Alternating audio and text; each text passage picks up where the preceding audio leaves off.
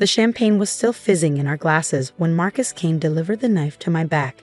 "Emily," he said, his voice carrying that smooth, practiced tone he usually reserved for investor pitches, "we need to talk about the future of quantum dynamics." I should have seen it coming. The signs had been there for weeks. The private meetings I wasn't invited to, the sudden changes in development priorities, the way our new investors seemed to look through me during presentations. But I'd been too focused on perfecting our quantum encryption algorithm. The same algorithm I'd spent 3 years developing in my garage before Marcus ever entered the picture. We stood in the empty conference room of our newly leased office space in downtown San Francisco, the city lights twinkling beyond floor-to-ceiling windows that still bore the realtor's fingerprints. The $5 million series of funding had just cleared our account that morning. Everything I dreamed of was finally happening. Or so I thought. "The investors have concerns," Marcus continued, swirling his champagne without drinking it. "About leadership structure. About market positioning." He paused, studying my face. "About you." I set my glass down carefully, the subtle tremor in my hand betraying the sudden surge of adrenaline. "What kind of concerns?" "They feel, and I agree, that we need someone more." He gestured vaguely with his free hand. "Polished. Someone with real business experience. Someone who can talk to Wall Street." "I built this company," I said quietly. "I developed a core technology. I brought in our first clients." Marcus smiled, the kind of smile that never reaches the eyes. "And we're grateful for that." "Really. But this isn't about code anymore, Emily. This is about scaling, about market presence, about leadership." I knew what was coming next. I'd seen it happen to other female founders. Brilliant women pushed aside once their companies started gaining traction. Their technical expertise suddenly deemed less valuable than an MBA and a golf club membership.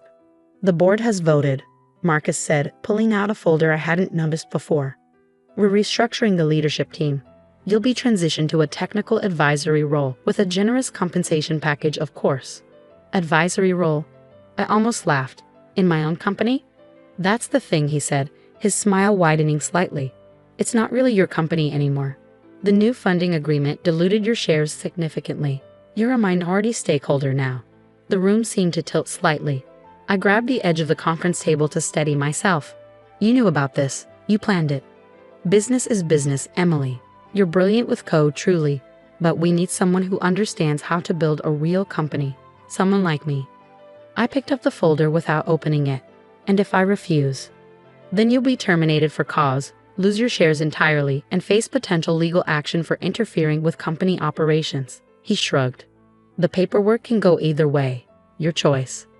I should have screamed. Should have thrown the champagne in his face. Should have threatened legal action of my own. Instead, I smiled. "Thank you for being direct," I said calmly, tucking the folder under my arm.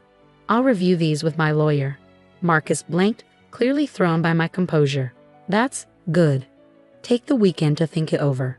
But we'll need an answer by Monday. The press release is already drafted." I nodded once and walked toward the door. Just before leaving, I turned back. "One question, Marcus. Did you ever actually read my patent applications? The original ones from before we partnered?" He waved dismissively. "The company owns all relevant IP. It was in a partnership agreement." "Right," I said softly. "Of course. Good night, Marcus." The elevator ride to the lobby felt surreal. 3 years of work, of sacrifice, of believing I could change the world with quantum encryption that actually worked at scale. All of it hanging by a thread because I hadn't seen the predator hiding behind the partner. But Marcus had made one crucial mistake. He hadn't just underestimated me. He'd fundamentally misunderstood what I'd built. Outside, the San Francisco night was alive with possibility. I pulled out my phone, not my company iPhone, but my personal device, and dialed a number I'd hoped I'd never need. "Deanne? It's Emily. Remember that conversation we had about contingency plans? I think it's time." Diane Wong had been my patent attorney since before quantum dynamics existed. More importantly, she'd been the one who insisted on some very specific language in my original patent filings. "Are you at the office?" she asked, all business. "Just leaving. They did it exactly like you predicted." "Come over. Now, bring everything you have. And Emily, don't sign anything." An hour later, I sat in Diane's home office, surrounded by papers and digital files chronicling the evolution of quantum dynamics. 3 years of work spread across her desk like evidence at a crime scene. The good news, Diane said, examining my partnership agreement with Marcus, is that they've been sloppy. Very sloppy. The IP assignment clause they're relying on only covers developments made after the partnership was formed. I leaned forward. And the original patents? She smiled, pulling up a document on her tablet. Were filed in your name personally, 9 months before quantum dynamics existed. They cover the core architecture, the base algorithms, and most importantly, the quantum key distribution protocol that makes everything else work. So the company owns the wrapper, the user interface, the marketing materials. But the heart of the technology, that's still yours. Completely yours. I sat back, letting this sink in. Marcus doesn't know. Oh, it's better than that, Diane said, pulling up another document. Look at the IPO filing they submitted last week. Page 47, Section C. I scanned the dense text, then stopped, my heart racing. They're claiming full ownership of the core technology. They've included my patents in their IP portfolio. Exactly. Diane's smile turned predatory. They're not just being aggressive, they're making materially false statements in an IPO filing. That's securities fraud. The implications started cascading through my mind. The IPO was scheduled for Monday morning. The company, my company, was expected to debut at a $400 million valuation, largely based on the strength of the quantum encryption technology. Technology I still owned. What are my options? Diane leaned back, studying me carefully. Legally, we could file an emergency injunction, halt the IPO, and drag them into a protracted court battle. You'd probably win eventually, but it would take years and millions in legal fees. Or we let them walk right into their own trap. Let them launch the IPO claiming ownership of technology they don't actually control. Then we drop the truth at exactly the right moment. I thought about Marcus's smirk, his casual dismissal of everything I'd built. What do you need from me? Everything. Every email, every development log, every conversation about the patents. And most importantly, did you keep your original research notes? The ones from before Marcus? I nodded. Everything's in my private GitHub repository. Time-stamped, cryptographically signed. Perfect. She started typing rapidly. Go home. Get some rest. Don't respond to any calls or messages from them. And Emily, when this is over, you won't just have your company back. You'll own everything. The weekend passed in a blur of preparation. I provided Diane with everything she needed while ignoring increasingly urgent messages from Marcus and the board. They wanted an answer about the transition. They needed me to sign the papers. The press release was ready to go. I responded only once, late Sunday night. I'll have my decision first thing Monday morning. Meanwhile, Diane had been busy. She'd assembled a team of securities lawyers, technical experts, and PR specialists. More importantly, she'd reached out to someone who would prove crucial to our plan. Sandra Chen, the SEC's lead investigator for tech industry compliance. The filing is scheduled for 9:30 a.m. Eastern, Diane explained during our final prep call Sunday evening. Trading will begin at 10. We move at 10:01. And you're sure this will work? Emily, they're about to commit securities fraud on a massive scale. The only question is whether you want to stop them before or after they do irreparable damage to themselves. I thought about every time Marcus had talked over me in meetings. Every investor who'd addressed their questions to him instead of me. Every subtle and not so subtle suggestion that I should focus on the technology and leave the real business to him. After, I said firmly, definitely after. Monday morning dawned clear and cold. I watched the sunrise from my apartment's small balcony, sipping coffee and monitoring financial news sites. The IPO was already making headlines. Quantum dynamics set to revolutionize cybersecurity market. The articles all quoted Marcus extensively, praising his visionary leadership and innovative approach to quantum encryption. Not one mentioned my name. At 9:15 a.m., I received a final text from him. Last chance to do this the easy way. I didn't respond. Instead, I opened my laptop and logged into the secure server Diane had set up. Everything was ready. The patent documentation, the development histories, the proof that the company's entire IPO was built on a foundation of sand. At 9:30 a.m. exactly, Quantum Dynamics stock appeared on the Nasdaq. The opening price was set at $45 per share. At 9:45 a.m., trading in the pre-market began. The price jumped to $60. At 9:55 a.m., Marcus appeared on CNBC, speaking confidently about the company's proprietary technology and comprehensive IP portfolio. At 10 o'clock a.m., regular trading began. The stock opened at $72 and immediately began to climb. At 10:01 a.m., I pressed enter. The truth was about to change everything. At precisely 10:01 a.m., our coordinated strike began. First, the SEC received our comprehensive evidence package detailing the fraudulent IP claims in Quantum Dynamics' IPO filing. Simultaneously, every major financial news outlet received a press release from my legal team revealing the true ownership of the core patents. I watched the chaos unfold on 6 different screens in Diane's office. 10:02 a.m. The first alert hit Bloomberg Terminal. The word GENT. Questions arise over Quantum Dynamics patent rights. 10:03 a.m. The stock, which had reached $78, suddenly froze. 10:04 a.m. Marcus still live on CNBC, visibly flinched as the host received breaking news through his earpiece. Mr. Kane, we're getting reports that your company may not own the core technology behind your encryption system. Care to comment? The camera caught Marcus's face in perfect clarity as the blood drained from it. We have full ownership of all relevant intellectual property. According to documents we're receiving, the host continued, glancing at his tablet, the fundamental patents for your quantum encryption technology are personally owned by your co-founder, Emily Sullivan. The patents predate Quantum Dynamics' existence by nearly a year. Marcus's smile became rigid. There must be some mistake. Our legal team has thoroughly vetted. He was cut off by a new alert flashing across the bottom of the screen. Nasdaq HLT's T-rating of QEANTUM DINAMXs, KDYN, pending investigation. My phone buzzed. A message from Marcus. What are you doing? I didn't respond. Instead, I watched as Diane's carefully orchestrated plan continued to unfold. At 10:15 a.m., Sandra Chen from the SEC made a public statement.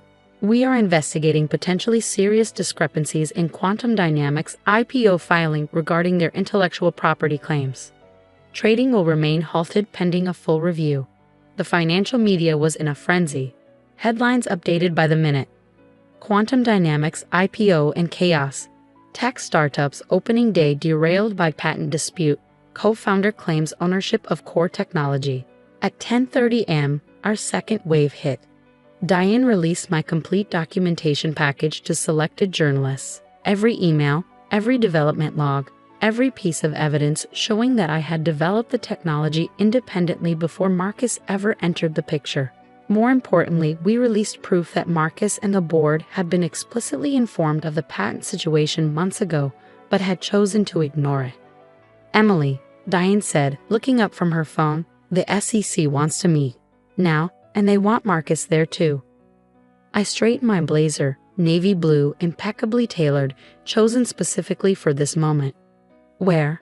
Their San Francisco office. 20 minutes. The ride downtown was surreal. Every financial news app on my phone was exploding with updates. Quantum Dynamics stock remained frozen at $78, but trading in related companies was going wild as the market tried to process the implications. Marcus was already at the SEC office when we arrived, along with the company's legal team. He started to speak when he saw me. But his company counsel, grabbed his arm and shook his head sharply. Sandra Chen met us in a large conference room with a view of the bay. She didn't waste time on pleasantries. Mr. Kane, your company's IPO filing claims ownership of patents numbered. She read off a series of numbers I knew by heart. Is that correct? Marcus looked at his lawyers, who nodded slightly. Yes, that's correct. Ms. Sullivan. Sandra turned to me. You claim these patents are registered to you personally, is that right? Yes, I said clearly. I filed them 9 months before Quantum Dynamics existed, before I ever met Mr. Kane. That's impossible, Marcus interrupted. The partnership agreement clearly states. I have the original patent documents right here. Diane cut in smoothly, sliding papers across the table. Along with Emily's complete development history, including GitHub commits dating back 4 years. Would you like to see them? The next hour was excruciating for Marcus and his team as they realized just how thoroughly they'd miscalculated. The partnership agreement they'd relied on only covered developments made after the company's formation. My original patents, The ones that made everything else possible remained firmly in my control. This is a serious matter, Sandra said finally. We're looking at potentially criminal securities fraud. The IPO filing materially misrepresented the company's intellectual property assets. Marcus's lawyer cleared his throat. Perhaps we could discuss a settlement. Settlement? I laughed softly. You tried to steal my life's work. You tried to erase me from my own company. And now you want to settle. Emily, be reasonable, Marcus said, his voice taking on that condescending tone I'd grown to hate. The company needs these patents. We can figure out fair compensation. Fair? I stood up slowly. Was it fair when you diluted my shares without notice? When you tried to force me out of the company I built? When you took my technology and claimed it as your own? The room fell silent. Here's what's going to happen. I continued, pulling out a document of my own. I've prepared a new licensing agreement for the patents. The terms are simple. I regain majority control of quantum dynamics. The board resigns. You, Marcus, sell your shares at their original purchase price and step down. In return, I don't press charges for patent infringement or fraud. That's extortion, he sputtered. No, Sandra interjected. Given the evidence of intentional misrepresentation in the IPO filing, Miss Sullivan is being quite generous. The alternative would likely involve criminal charges. Marcus's lawyers huddled in whispered consultation while we waited. I could see the exact moment they realized they had no choice. The entire IPO was built on technology the company didn't actually own. Without my patents, quantum dynamics was worthless. How long do we have to decide? One of the lawyers asked. The market opens again tomorrow, I said simply. You have until then to accept my terms. After that, I'll license the technology to your competitors instead. As we left the SEC office, reporters had already gathered outside. Someone had leaked news of the emergency meeting. Marcus slipped out a back entrance, but I walked straight through the front door. Miss Sullivan, is it true you own quantum dynamics core technology? Will the IPO be canceled? Did the company try to steal your patents? I stopped and faced the cameras, channeling every ounce of confidence I hidden during months of preparation for this moment. I created the quantum encryption technology that makes quantum dynamics possible. I built it before the company existed, before Mr. Kane became involved. Today is about correcting the record and ensuring that truth prevails over deception. I'll have more to say tomorrow. Back at Diane's office, messages were pouring in. Other directors trying to save themselves. Investors demanding explanations. Employees asking if they still had jobs. What now? Diane asked, watching me scroll through the chaos on my phone. I smiled, thinking about all the nights I'd spent in my garage, coding and dreaming and believing that intelligence and hard work would be enough. I'd been naive then, but I wasn't naive anymore. Now, I said, we rebuild. But first, we make sure this never happens to another founder. The next few hours would determine not just my future, but the future of the company I created. And this time, I wouldn't let anyone take it from me. As evening fell over San Francisco, I received one final message from Marcus. You've destroyed everything. I typed back a single line. No, I'd just taken back what was mine. See you tomorrow. The real work was about to begin. The morning after the IPO chaos dawned with a different kind of tension. I arrived at Quantum Dynamics offices at 7 a.m., escorted by 2 members of the corporate security team who had quietly reached out the night before to offer their support. The lobby was already buzzing with nervous employees, all trying to understand what yesterday's events meant for their future. I hadn't been in the building since Marcus forced me out, but I walked through those doors like I owned them, because now I did. At 3 a.m., after 14 hours of negotiations, Marcus and the board had capitulated to my terms. They had no choice. The company's valuation was built entirely on my patents, and I had all the leverage. Emily, Jessica from engineering, spotted me first. She rushed over, others following in her wake. Is it true? Are you taking back control? I smiled, addressing not just her but the growing crowd of employees gathering in the lobby. Yes, and we have a lot of work to do. The elevator ride to the executive floor was filled with supportive whispers and quiet congratulations. These people, the real heart of quantum dynamics, had watched me build this company from nothing. They'd seen me pushed aside, and now they were witnessing my return. Marcus's office, my office now, was empty when I arrived. He cleared out overnight, leaving behind only a post-it note with a single word, "Congratulations." The sarcasm was obvious, but I didn't care. I had bigger concerns. At 8 a.m. sharp, I called an all-hands meeting in the main conference room. Every seat was filled, with people standing along the walls and streaming via video from our other offices.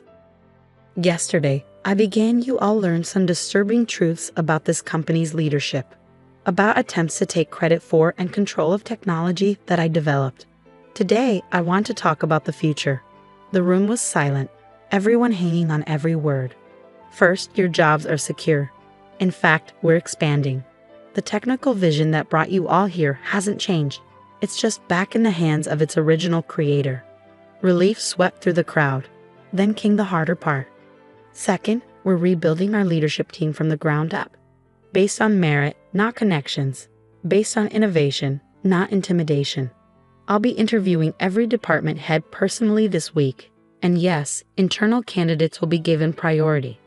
That brought smiles to several faces, particularly among the veteran employees who'd been passed over for promotion under Marcus's regime. Finally, we're going to do something unprecedented. Every employee who stayed with us through this transition will receive additional equity in the company, because quantum dynamics isn't just about quantum encryption anymore. It's about proving that the right way can also be the successful way. The applause was spontaneous and genuine. As it died down, I noticed Diana from legal signaling urgently from the doorway. The SEC's statement was about to drop. I turned on CNBC just in time to catch it live. The Securities and Exchange Commission has reached a settlement with former executives of Quantum Dynamics regarding disclosures in their IPO filing. The company will be permitted to resume trading under new leadership, subject to amended filings and certain restrictions. My phone immediately exploded with messages. Investors wanting meetings, reporters seeking comments, competitors testing waters. But the most interesting message came from Sandra Chen at the SEC. Clean house thoroughly. You have a one-time chance to set this right. Don't waste it. I spent the next week rebuilding my company from the inside out.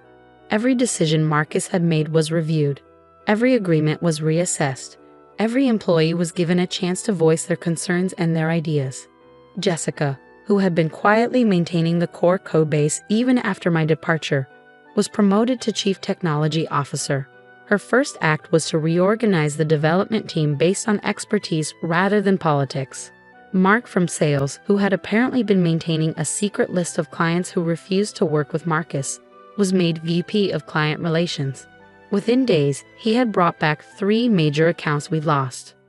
But the real victory came from an unexpected source. Remember Sandra Chen from the SEC? She didn't just help expose the fraud. She introduced me to Catherine Hayes, a veteran tech CEO who had faced similar attempted coups in her own career. Catherine didn't want a job or a board seat. What she wanted was to help create something new. The Founders Defense Fund, a legal and financial resource for entrepreneurs facing illegal takeover attempts. I became its first sponsor and success story. 2 months after the failed IPO, we were ready to try again. This time, everything was done right. The patents were properly licensed to the company. The ownership structure was clear and fair. The technical documentation was impeccable. The night before our second IPO attempt, I received an unexpected email from Marcus. "You'll never pull this off. The market remembers." I didn't bother responding. Instead, I forwarded it to our new PR team with a note. Add this to the resilience narrative. The next morning, Quantum Dynamics stock opened at $82 per share, higher than our first attempt, and kept climbing.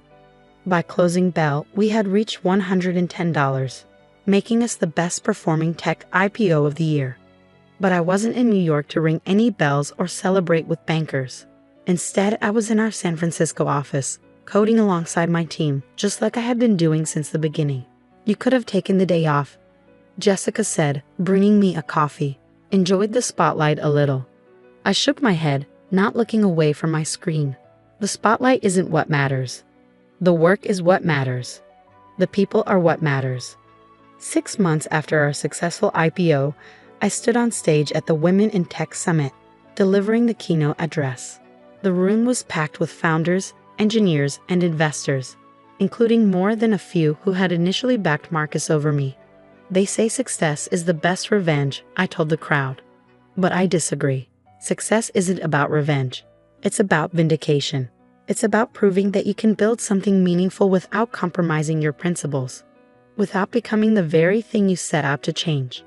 In the front row, I spotted Catherine Hayes sitting with 3 young founders, women who had already received support from the Founders Defense Fund. They were taking notes, phones recording, eyes bright with possibility. The tech industry has a long history of stolen ideas, betrayed trust, and corruption masquerading as disruption. I continued, but that's not our future. Our future is about creation, not theft. About collaboration, not domination. About building things that matter with people who matter. The applause was thunderous, but the real victory came later, during the networking session. A young engineer approached me, clutching a notebook filled with quantum computing calculations. "I have an idea," she said nervously, "but everyone says I need a business person to make it real, that I should focus on the tech and let someone else handle the company." I smiled, remembering my own journey. "Let me tell you about patents," I said, pulling up a chair, "and about how to protect what you build." 1 year to the day after Marcus tried to push me out, quantum dynamics was valued at $2.8 billion. Our quantum encryption technology had become the industry standard, and our corporate culture was being studied at business schools as a model of ethical leadership. Marcus? He tried to start another company, but it turned out investors had long memories. Last I heard, he was consulting for struggling startups, telling war stories about the company he almost stole. As for me, I still code every day, still work alongside my team, still remember what it felt like to build something from nothing, to almost lose it, and to take it back. But now, when young founders ask me for advice, I don't just tell them to believe in themselves. I tell them to be prepared, to document everything, to understand that sometimes the biggest threat isn't failure, it's success, and what it makes other people willing to do. Building something revolutionary is only half the battle, I tell them. Protecting it is the other half. Late one evening, as I was leaving the office, I passed the wall where we display our patents. The original ones, my personal ones, that started everything. A young intern was studying them intently. "Quite a story behind those," I said. She turned, eyes bright with curiosity. "I know. They taught it in my business ethics class. About how you didn't just win, you changed things." I smiled, thinking about the Founders Defense Fund, about the dozens of entrepreneurs we'd already helped, about the countless others who would never face what I faced because the industry had finally started to change. "You know what the real secret is?" I told her. "It's not about winning or losing. It's about building something that matters, protecting it with everything you have, and then using that strength to help others build too." She nodded thoughtfully, then asked the question I'd been expecting. "Weren't you afraid when you pressed that button on IPO day?" "No," I said honestly, because by then I knew something Marcus never understood. True power isn't about control or dominance. It's about creation, about protection, about doing things the right way even when the wrong way seems easier. I looked out at the San Francisco skyline, at the city that had seen my greatest defeat and my greatest triumph. And sometimes, I added softly, it's about showing the world that the people they try to erase are exactly the ones they should have feared all along. The intern smiled, understanding perfectly, because that's what my story had become, not just a tale of personal vindication, but a blueprint for change. A reminder that sometimes the most powerful thing you can do isn't fight back. It's build something better.